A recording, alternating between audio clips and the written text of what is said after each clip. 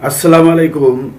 সম্মানিত দর্শক ও শ্রোতা, শহীদ মিনারে আজ শ্রদ্ধাঞ্জলি অর্পণ করা হবে, কিন্তু আজকে আমার আলোচনার বিষয় হচ্ছে শহীদ মিনারে শ্রদ্ধাঞ্জলি অর্পণ এবং পূজা নিয়ে বা শিরেক। আমার একজন অত্যন্ত প্রিয় ভাজন ব্যক্তি, তিনি অত্যন্ত ধর্মপ্রাণ। তিনি বললেন যে শহীদ মিনারে পুষ্প স্তবক দিতে তার মন চায় না, থাক, এটা তার স্বাধীনতা। কিন্তু আসলেই কি শহীদ মিনারে ফুল দেওয়া পূজা করা বা শিরেক করা? পূজা কি, সেটা নিয়ে আমরা আলোচনা করব। তার আগে একটু আমাদের মাতৃভাষা আন্দোলনের ৭৩ বছর পূর্ণ হলো আজ, সেই মাতৃভাষা সম্পর্কে দুই একটি কথা বলবো। আজকে কেন্দ্রীয় শহীদ মিনারে পুষ্পস্তবক অর্পণ করা হবে এবং বিভিন্ন স্থানে ভাষা শহীদদের নিয়ে বিভিন্ন রাজনৈতিক সাংস্কৃতিক সংগঠন সভাসহ নানা কর্মসূচির মধ্য দিয়ে জাতি ২১-এর মহান ভাষা শহীদদের প্রতি শ্রদ্ধা জানাবে। এই মহান ২১-এর প্রতি শ্রদ্ধা জানিয়ে আন্তর্জাতিক মাতৃভাষা দিবসের স্বীকৃতি দেওয়ার পর থেকে আন্তর্জাতিক পর্যায়েও গত কয়েক বছর ধরে এ দিবসটি পালিত হচ্ছে। বাংলাদেশি বাঙালিদের জন্য এই দিবসটি হচ্ছে শোক ও বেদনার। অন্যদিকে মায়ের ভাষা বাংলা ভাষার অধিকার আদায়ের জন্য সর্বোচ্চ ত্যাগের মহিমায় উদ্ভাসিত এই মাতৃভাষা দিবস। বরকত সালামকে আমরা ভালোবাসি, কিন্তু তার চেয়েও বড় কথা, বরকত সালাম আমাদের ভালোবাসে। তার জন্যই তারা বাংলা ভাষার জন্য, মাতৃভাষার জন্য জীবন দিয়েছে। ওরা আমাদের ভালোবাসে বলেই ওদের জীবন দিয়ে আমাদের জীবন রক্ষা করেছেন। ওরা আমাদের জীবনে অমৃত রসের স্পর্শ দিয়ে গেছে। সে রসে আমরা জনে জনে, প্রতি জনে ও সমগ্র জনে সবাই আমরা সিক্ত হয়েছি। মাতৃভাষার দাবি, স্বভাবের দাবি, ন্যায়ের দাবি, সত্যের দাবি।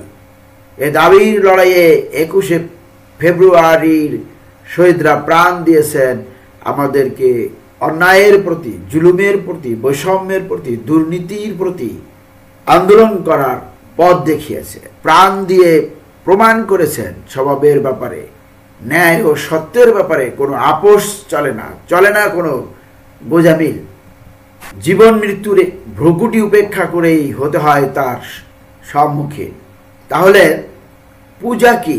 পূজার সাথে এই শহীদ দিবসে বা বিজয় দিবসে স্মৃতিসৌধে বা শহীদ মিনারে পুষ্পার্ঘ্য শ্রদ্ধাঞ্জলি অর্পণ করার সাথে কি সম্পর্ক? তাহলে আমাদের আগে পূজা বুঝতে হবে। পূজা সনাতন ধর্মে অর্থাৎ হিন্দু ধর্মে ঈশ্বর, দেবদেবী বা মহৎ ব্যক্তিদের প্রতি শ্রদ্ধা, ভক্তি ও আরাধনা প্রকাশের একটি ধর্মীয় অনুষ্ঠান। এখানে দেখেন, প্রথমে আছে পূজা, শ্রদ্ধা। তো সালাম, বরকতরা নিশ্চয়ই আমাদের শ্রদ্ধাভাজন। তাদেরকে আমরা ভক্তি করতে পারি, মানে তাদেরকে আমরা অনুসরণ করতে পারি। ও আরাধনা প্রকাশের একটি ধর্মীয় অনুষ্ঠান। আরাধনাটা একটু ক্লিয়ার করতে হবে যে আমরা কি শহীদ মিনারে গিয়ে কোনো আরাধনা করি? আমরা তো শহীদ মিনারে গিয়ে কোনো আরাধনা করি না। পূজা কি আর একটু বলি, তাহলে আপনারা বুঝতে পারবেন যে শহীদ মিনারে পুষ্পস্তবক অর্পণ করা পূজা কিনা বা শিরেক কিনা। পূজা হচ্ছে দেবতার প্রতি কৃতজ্ঞতা, প্রার্থনা ও আত্মসমর্পণের একটি মাধ্যম হিসেবে ব্যবহৃত হয়। এখানে দেখেন, আমরা শহীদ মিনারে গিয়ে শহীদদের প্রতি কৃতজ্ঞতা প্রকাশ করি। এটা কোনো ধর্মে জন্য সাংঘর্ষিক না বা নিষিদ্ধ না। প্রার্থনা করা বলতে তাদের আত্মার মাগফিরাত কামনা করি, এটাও করা যাবে।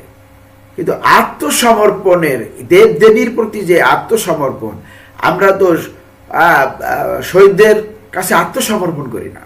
এই আত্মসমর্পণটা হচ্ছে, আত্মসমর্পণ করা হলে হয় শিরক বা পূজা। তাহলে পূজার অর্থ উদ্দেশ্য কি আর একটু ভালো করে বুঝি। ভক্তি প্রকাশ, ঈশ্বর বা দেবতার প্রতি শ্রদ্ধা বা ভালোবাসা প্রকাশ করা, তাহলে শহীদদের প্রতি আমরা শ্রদ্ধা বা ভালোবাসা প্রকাশ করতেই পারি, করতেই হবে। তাহলে এটা পূজা না, আশীর্বাদ লাভ। পূজা হচ্ছে আশীর্বাদ লাভ, জীবনকে সুখ সমৃদ্ধিতে পূর্ণ করার জন্য দেবতার কৃপা লাভের আশায়।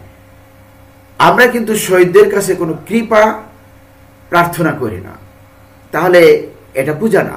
পূজা হচ্ছে পাপ মোচন, অতীতের পাপ থেকে মুক্তি পাওয়ার জন্য। আমরা শহীদ মিনারে পাপ মোচনের জন্য যাই না। আধ্যাত্মিক উন্নতি, আগে একটু আধ্যাত্মিক শব্দটা বলি। আধ্যাত্মিক মানে খুব কঠিন কিছু না। আধ্যাত্মিক হচ্ছে অতি আত্মিক, মানে আত্মকেন্দ্রিক হওয়া, নিজকেন্দ্রিক, নিজেকে চেনা, নিজেকে নিয়ে চিন্তা করা, গবেষণা করা, উপলব্ধি করা, বোঝা, নিজের চরিত্র বোঝা, নিজের দোষ ত্রুটি জানা, এটা হচ্ছে আধ্যাত্মিকতা। এবং দোষ ত্রুটি শুধরানো হচ্ছে আধ্যাত্মিক উন্নতি। আত্মার শুদ্ধি ও মোক্ষ লাভের জন্য পূজা করা হয়। এখানে সেরকম কিছু ঘটে না। পূজার বিভিন্ন ধরন আছে। নিত্য পূজা, প্রতিদিন ঘরে বা মন্দিরে নির্দিষ্ট দেবতার পূজা করা হয়, তার কাছে কিছু প্রার্থনা করা হয় যে দিনটা যেন ভালো যায়, বিভিন্ন কল্যাণ কামনা করা হয়, মঙ্গল কামনা করা হয়। আমরা কিন্তু শহীদ দিবসে এসব কামনা করি না, বা শহীদদের কাছে এসব প্রার্থনা করি না। তার নৈমিত্তিক পূজা, বিশেষ তিথি বা উপলক্ষে, যেমন দুর্গা পূজা, সরস্বতী পূজা অনুষ্ঠিত পূজা। তো এই যে দুর্গা পূজা, সরস্বতী পূজা, সরস্বতী দেবীর কাছে বিদ্যা চাওয়া হয়। আমরা কিন্তু শহীদদের কাছে এমন কিছু চাই না। দুর্গা পূজার কাছে মানে দুর্গতি নাশ প্রার্থনা করি, বা দেশের জন্য কল্যাণ মঙ্গল কামনা করি। আমরা শহীদদের কাছে গিয়ে বা শহীদ মিনারে গিয়ে তেমনটা করি না। তারপরে আছে কাম্য পূজা, বিশেষ মনস্কামনা পূরণের জন্য, যেমন সন্তানের জন্য সন্তোষী মার পূজা। আমরা এসব শহীদ মিনারে করি না।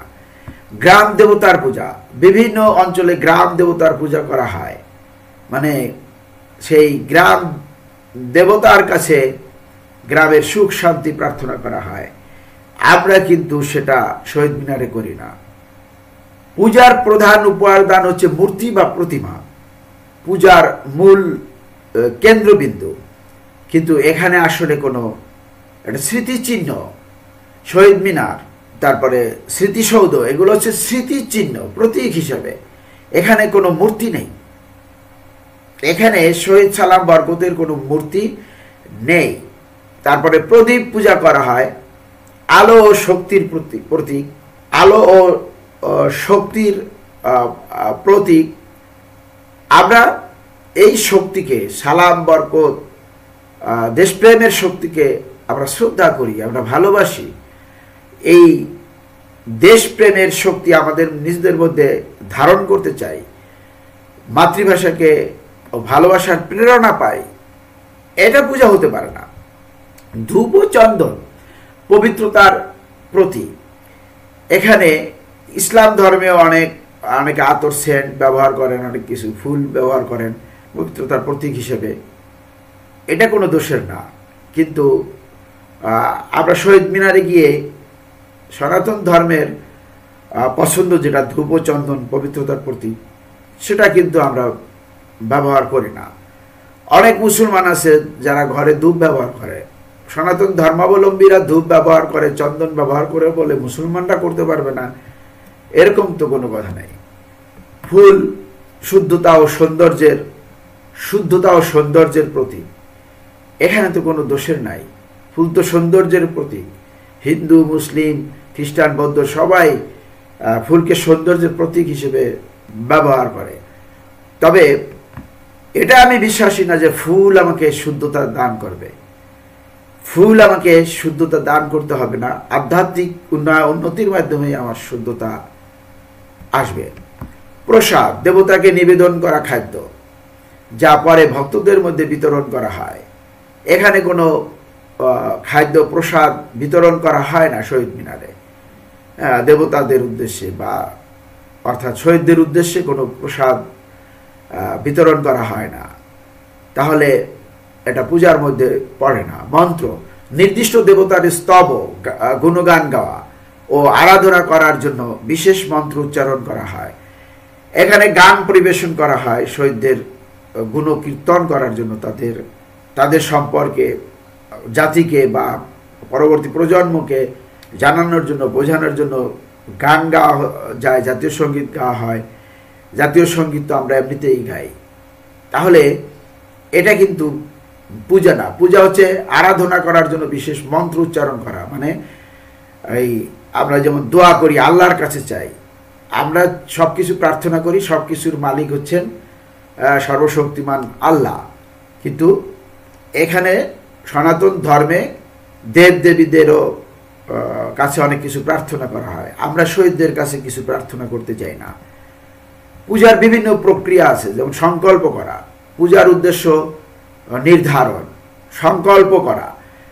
তো এখানে আমরা শহীদ মিনারে গিয়ে দেশকে ভালোবাসার জন্য, দুর্নীতিমুক্ত দেশ গড়ার জন্য, গণতান্ত্রিক দেশ গড়ার জন্য, অসুর অর্থাৎ দুর্নীতিবাজদের, শয়তানদের ডেভিল হান্ট অপারেশনের মাধ্যমে নির্মূল করার জন্য আমরা সংকল্প করতে পারি। এটা তো পূজা হবে না, আবাহন, দেবতাকে আমন্ত্রণ জানানো। আমরা এখানে শহীদদের ফিরে আসতে বলি না বা আমন্ত্রণ জানাই না। অর্ঘ্য প্রদান, ফুল ফল ধূপ দ্বীপ নিবেদন। ফুল সৌন্দর্যের প্রতীক, কাউকে শ্রদ্ধা করে আমরা কিছু উপহার দিতেই পারি। ফুল, এখানে আমরা ফুল দিয়ে থাকি, ফল ধূপ দ্বীপ এগুলো নিবেদন করি না। ফুল দেওয়া মানে সম্মান করা, শ্রদ্ধা করা, এটা পূজার মধ্যে পড়ে না। মন্ত্রোচ্চারণ ও পাঠ, ভক্তি ও প্রার্থনা করা, আমরা এখানে কোনো প্রার্থনা করি না। আরতি, প্রদীপ প্রদক্ষিণ করে দেবতাকে সম্মান জানানো, আমরা ফুল দিয়ে সম্মান জানাই। প্রসাদ বিতরণ, পূজার শেষে ভক্তদের মধ্যে প্রসাদ বিতরণ করা হয়। আমরা শহীদ দিবসে কোনো